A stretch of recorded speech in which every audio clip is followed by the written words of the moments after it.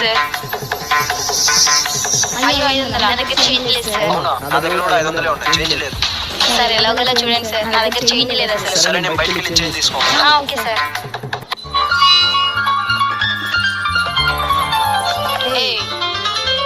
నీకేంది పొట్టు పెట్టండి, దండం పెట్టి పిలవాలా? కూర్చో.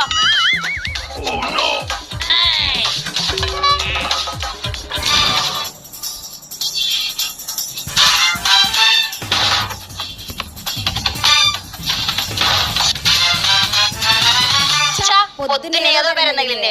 వణింగాడొచ్చుడు దొంగ నా కొడుకు. అట్నుంచటే వెంటుడు రావడానికి మాత్రం స్టైల్గా వస్తారు.